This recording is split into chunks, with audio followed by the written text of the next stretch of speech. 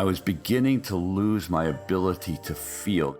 I would go to movies just to be able to cry, because otherwise I didn't feel anything. That's Robert Markowitz telling one of our favorite breakout stories. Years ago, Robert was a very successful and incredibly miserable criminal lawyer until something broke and he traded in his respected, high-earning law career for a pair of clown shoes. On this episode, Robert shares how he left his high-status job to become a children's entertainer. It's a candid, funny, and brave story about pushing back against expectations, confronting failure, and throwing it all away to find what you really need. I went back to my car. My head was against the steering wheel, and I was like, oh man, what is that feeling? I forgot about that feeling. What do they call that feeling? Oh, happiness? Welcome to The Breakout, a show about smashing through life's little boxes and forging your own path. I'm Dr. Carrie Ulrich. And I'm Kelly Gunther. Carrie and I are people and change experts and best friends. We've spent more than 25 years helping organizations navigate change and get the best out of their people. Come on, we know change is hard, but staying the same can even be harder. On The Breakout, we prove that you can escape expectations, and best of all, we show you how. Robert, we're so excited you're here. I can't wait to get into your story because it's so amazing. You were a criminal lawyer, but you were really unhappy early on. So what made you want to be a lawyer in the first place? Well, I think the lowdown, Carrie, is status, money, being an important person, pleasing my mom and dad.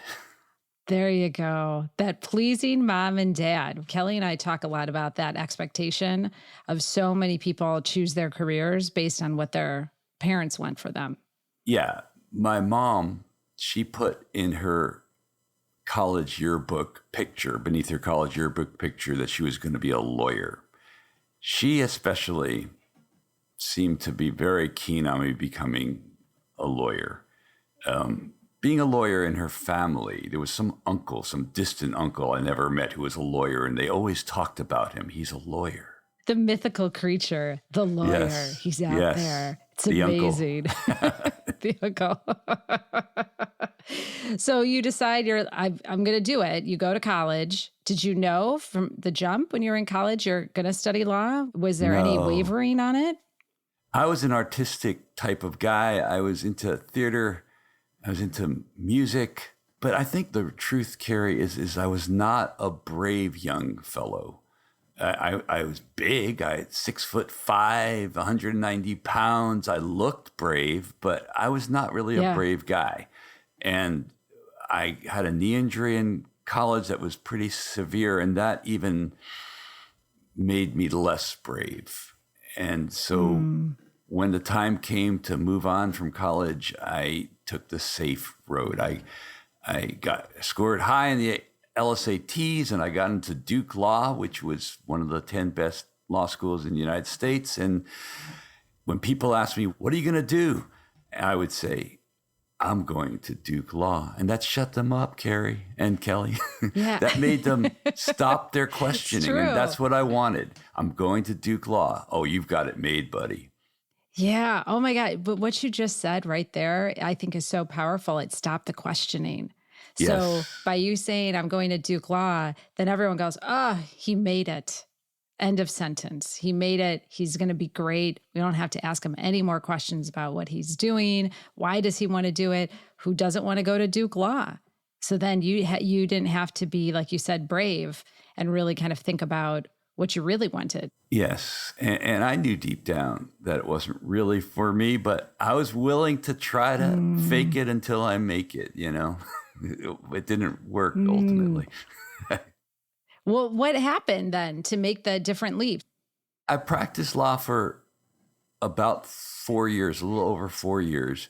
I specialized in drunk driving defense. I would represent people charged with driving under the influence, they called it. And honestly, the truth is that I was beginning to lose my ability to feel. There's a line from that. I don't know if you're an Eagles fan, but there's a line from Desperado, something about, isn't it funny how the feeling goes away? It's like, ain't it funny how the feeling goes away? And that's what was going on with me. I was losing my ability to feel. I would go to movies just to be able to cry because otherwise I didn't feel anything. And I hadn't been like that as a kid. The way I think about it is that I was operating in like that 1 square inch of logical brain matter all the time, you know? And I was forcing myself to do what I needed to do because it was pretty high stakes work. You know, people would suffer. I didn't do my job and I didn't want to do my job.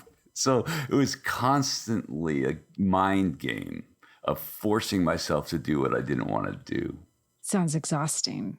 It was pretty exhausting. That's why I only lasted 4 years. So you're doing this, you're getting exhausted, you're going to movies.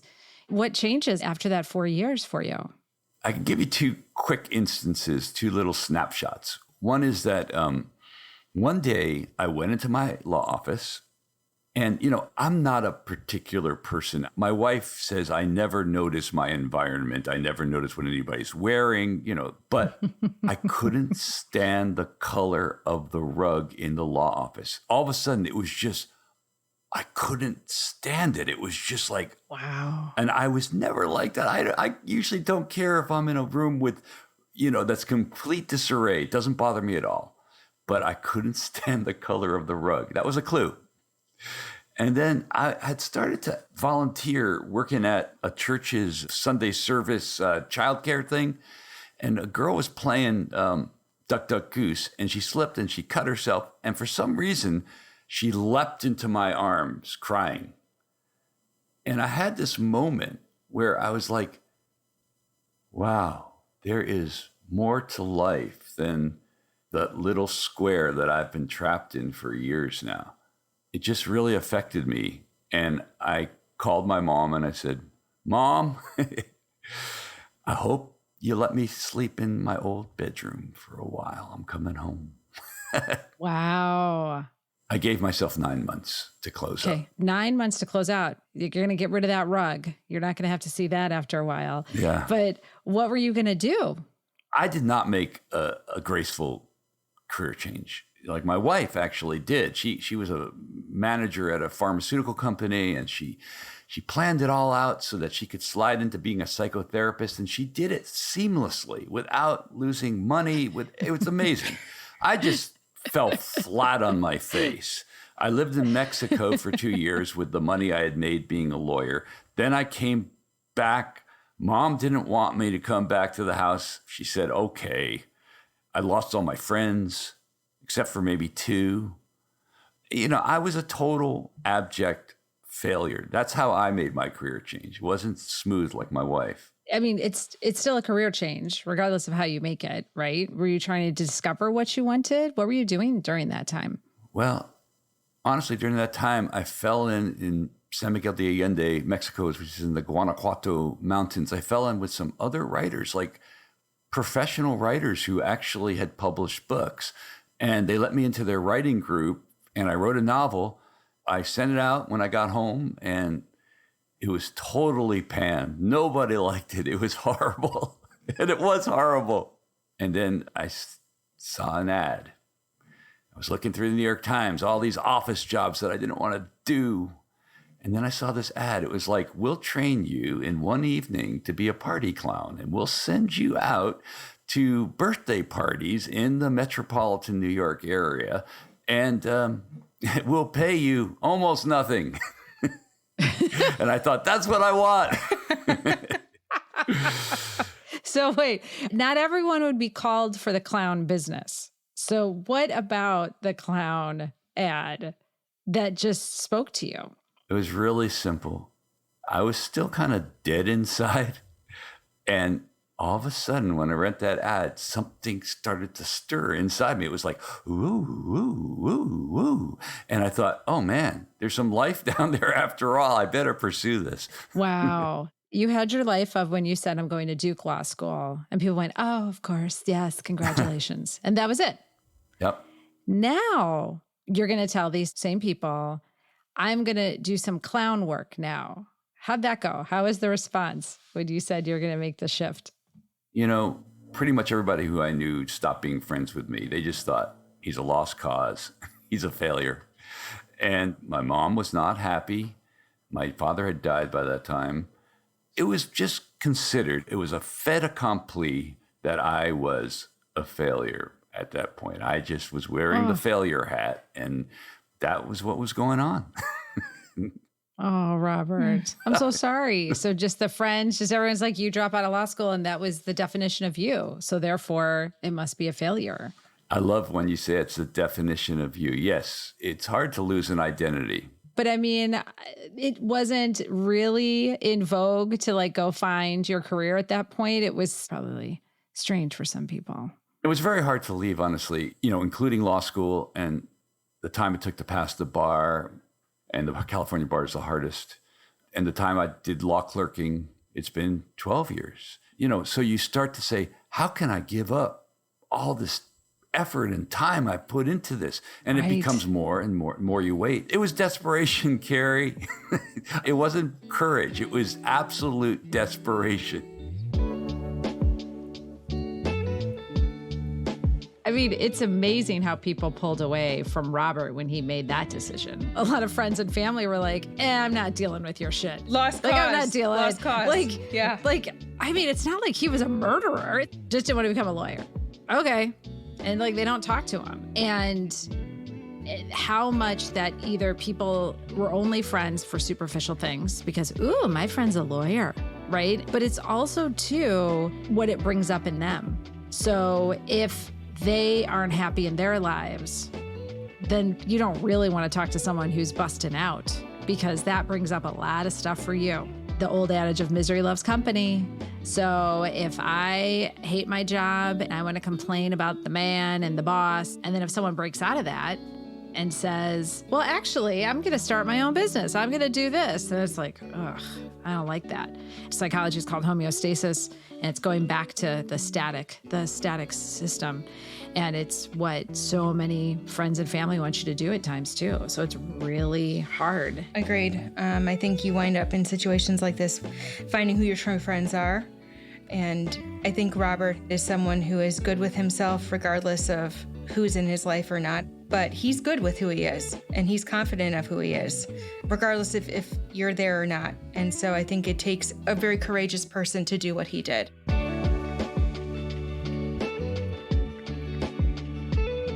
Despite the backlash from friends and family, Robert answers that ad and sets off to pursue clowning. Well, I go do that little training thing. It was really low class. In those days, the avenues like Avenue A, B, C, D in Manhattan were really kind of not a good place. Now they're kind of fancy. And there was like a little basement situation in the avenues. And they took cash, like they sold me this little clown kit and they wouldn't take a credit card to take cash. And the guy had a strong Queens accent. He was like, sit down. We're going to do a little presentation, And all the other people around me looked strange and weird. I didn't exactly feel like I was in my milieu, as they say. So, but anyway, they did give me some pointers, and then they sent me out on a birthday party in a place called Yonkers, which is right near the city, for a 7-year-old boy. And at the end of that party, the kid said, I called myself Bobo the clown. The kid said, Bobo, I love you. And I went back to my car, and I was like, my head was against the steering wheel, and I was like, oh man, what is that feeling? I forgot about that feeling. What do they call that feeling? Oh, happiness? Oh my gosh. So I thought, okay, I'm on to something. Oh my gosh. So you did it once, and you're Bobo the clown. What's next? Well, I thought this is pretty good, but it's not quite right. And I always had played the guitar since I was like a teenager. And I wasn't great, but I was okay. And I thought, I think I could lose the costume and gain the guitar. And I think I would like that even better. And it was hard at the beginning. It's hard even to get any gigs at all. Were there times where you really questioned this decision and thought, okay, I'll just go back to law school. It just seems easier at this point. Yeah. I mean, the first year I really did it seriously. I got a tour together. I was charging really, really low prices. So I got all these libraries to sign up. And I had one person who was sort of my recommending me. And so some librarian in Hartford, Connecticut said, come on up here, show me what you can do. I'm going to invite like 4 or 5 of my librarian friends. We're going to do it at 5 o'clock when they get out of work. And you might just get 5 bookings right off the bat. So I got up there and I do my thing, and they won't make eye contact afterwards. And the message was very clearly, Kelly and Carrie, you suck. Yeah. It was like an hour and a half drive back home from Hartford. And on that hour and a half drive, I'm thinking, I gave up being a lawyer. I suck at this. And that was not a fun drive. No. Robert, you say you're not brave, and yet you keep doing it though, right? So you still went to Hartford, you did your clowning, and you drive back thinking, oh, that didn't go well, but you still didn't go back to law school. What was propelling you? I think 2 things. I think one is just sheer stubbornness, but another thing is that I did have this inner feeling that I know I can do this. I just know I can. That I did have that feeling. I love that was in you, because I think when I look at Kelly, whenever as a business partner, and that's why I'm so happy that I have her as a business partner, if I ever think I can't maybe do something, she always has something in her that says, of course you can do it. Of course we can do it. Of course we'll make it. Like there's something about that sheer force plus stubbornness, Robert, which I do think there's a good element of beautiful stubbornness that people have. I like to call it strong will. And so I thank Kelly for that. Kelly, when you listen to Robert's story, what are your thoughts? Because I know one thing Kelly is not going to become as a clown. That's for sure. I would be shocked.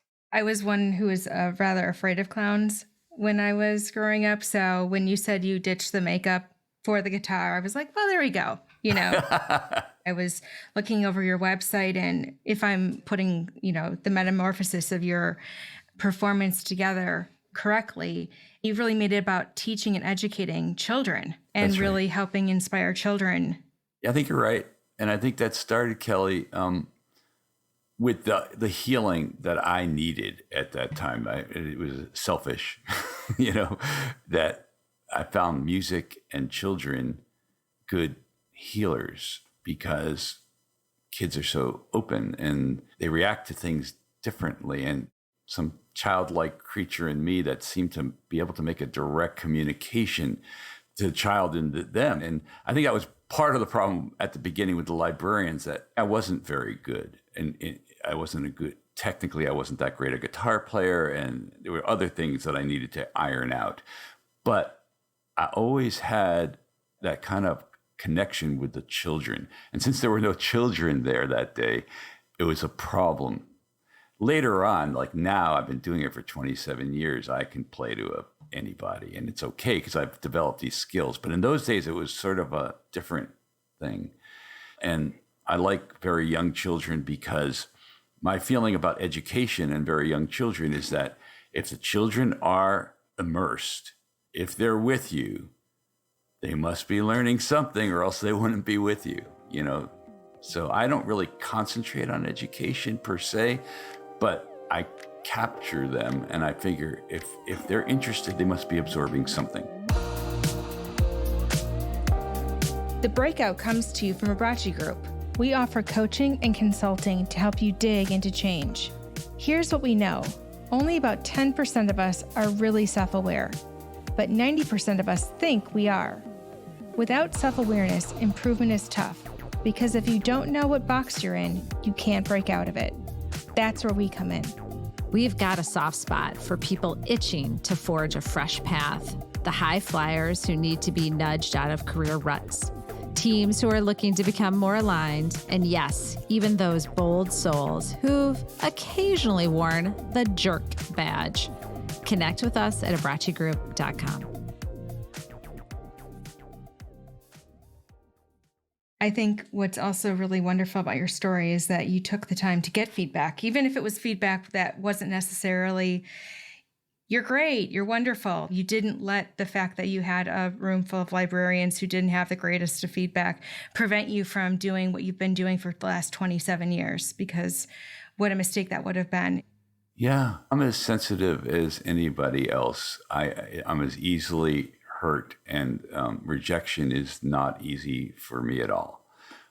But it did have an impact on me. I did completely change my style after that. I was telling musical stories, and I started to concentrate on shorter little bites of songs and puppet plays, and it did work well. Eventually, Pottery Barn Kids hired me to go up and down the East Coast to all their stores, and they were paying me about 10 times what my original fee was. So eventually I learned. So that guy in Queens, man, he really killed it on that evening in the Avenue, man. The ROI on that was amazing. Yeah, he was like an angelic sleazeball. Oh, I love that. Angelic sleazeball. That is awesome. What do you think, Robert, stops people from pursuing and making career changes when they're not happy? I think, you are like the epitome of someone who, after 4 years, it just didn't feel right for you, even when you made the decision to maybe even take the LSAT and go to Duke Law School. What prevents them from really making those career changes? Well, one thing, Kelly, is that I was lucky that at the time I did not have a family. I got married really late, like 44, and I do have a 20-year-old daughter now, and I'm still married. But at that time, I didn't have the responsibility of having to support a family. It would have been much, much harder to do what I did if that were the case. So I think that's one thing that stops people. I think another thing that stops people is status. Status is a big deal to most people, including myself at that time. Like, I was in judges' chambers conferring with the prosecutor about the fate of the multitudes outside. Who's going to go to jail? Who's going to get probation? I kind of had a high status, at least in my own mind. And then, I'm being ushered downstairs to the basement to do birthday parties for 3-year-olds. And please use the bathroom downstairs. Don't use the ones that the other people at the party are using upstairs, please. So I think status is another answer to your question. That is a really hilarious side-by-side comparison. So thank you for that. And I don't mean to laugh. It's a really interesting. No, it's funny. Yeah. I mean, you have a very comedic way of telling your story, too, I have to say. And I think, too, that there's a humility about you, Robert, that is really, really beautiful. It's really, you want to live your life on your terms, which is, I think, what this podcast is all about. So you turned your story into a novel called Clown Shoes. So why fiction and not a memoir? It started as a memoir, but I'll tell you why I found fiction preferable ultimately. Okay, so let's say you're writing your memoir and you find the deeper meaning of your memoir. Well, now that you found the deeper meaning, if you have the license to amplify that theme, in other words, fictionalize it, that's really helpful because now you're really communicating and you're communicating more universally. Another thing that writing fiction allows you to do as opposed to memoir is it allows you to raise the stakes of your story. I left the law because I was burned out and not feeling anything. It's kind of a common story. My protagonist in the novel, Will leaves the law because he's represented a woman who was accused of child abuse, and he gets her off. He gets an acquittal. And then later, in a subsequent incident, she kills the child. So he feels that he's added to a horrible situation, and then it creates a redemption arc. Can he atone for what he's done? So in reality, I killed the child in me. But that's not interesting. Who gives a crap? So if I killed, not through my purposely, but if I helped contribute to the death of a child in the world, that's more interesting.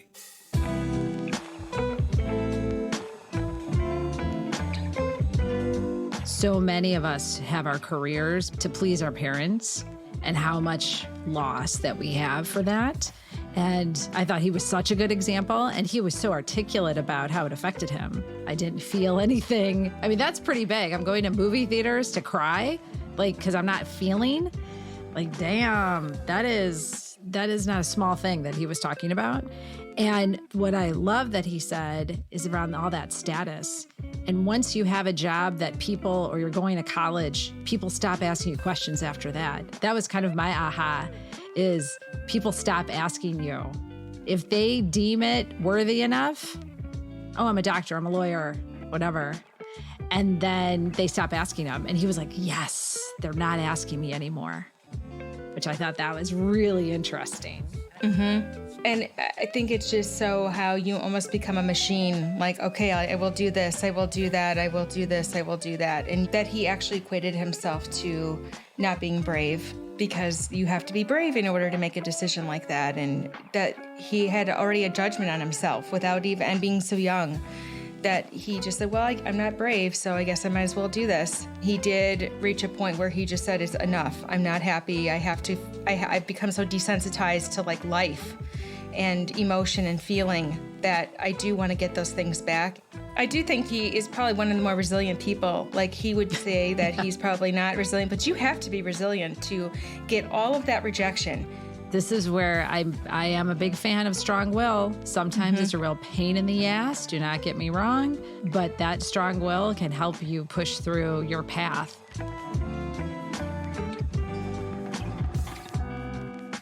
One of the last questions that we always like to ask is if you have 1 minute to talk with someone about wanting to break away, you know, they are struggling in life, they want to break away, what advice would you give them? Okay, this is what I'd say. You know, even though I did a dramatic career change, I don't think you can completely change what's going on inside you by making an outer change. But by making that outer change, you're putting happiness first. You're putting it over often money. You're putting it over status. You're putting it over what other people think.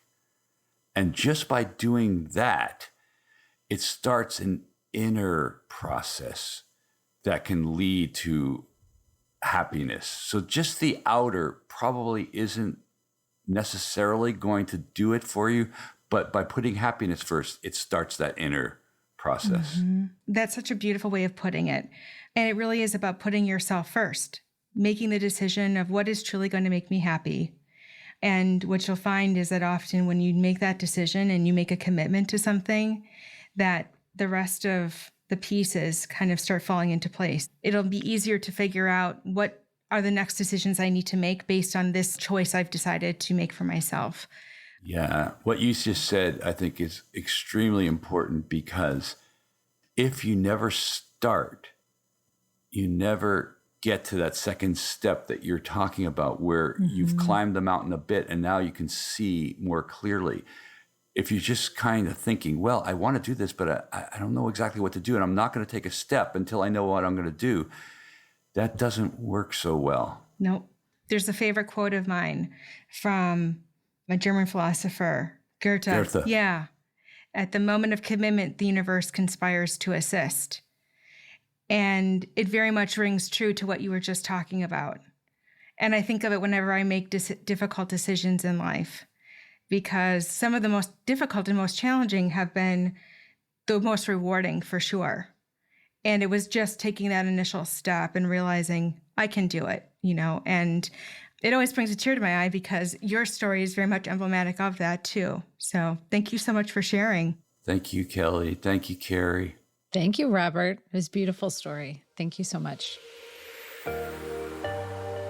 You know, he started off his life feeling not so brave. He is a really brave person. And look at him, like marrying late, having the child late, all still. Yeah. Marriage is good, because he probably got married when he was ready. And I know you quoted Goethe, but I'll quote RuPaul. If you can't love yourself, how the hell are you going to love someone else? True. That's the spectrum of the Breakout podcast, from Goethe to RuPaul in one episode. You're welcome, listeners. Listen, we span the centuries. We do. That was our conversation with Robert Markowitz, criminal lawyer turned children's entertainer and author of the new book, Clown Shoes. And this is The Breakout from Abrachi Group. At Abrachi Group, we specialize in coaching and consulting for brave new directions. Connect with us at abrachigroup.com. And don't forget to subscribe to The Breakout so you never miss a new episode. And make sure you're following us on Instagram at The Breakout Pod. I'm Kelly Gunther. And I'm Dr. Carrie Ulrich. See you next time.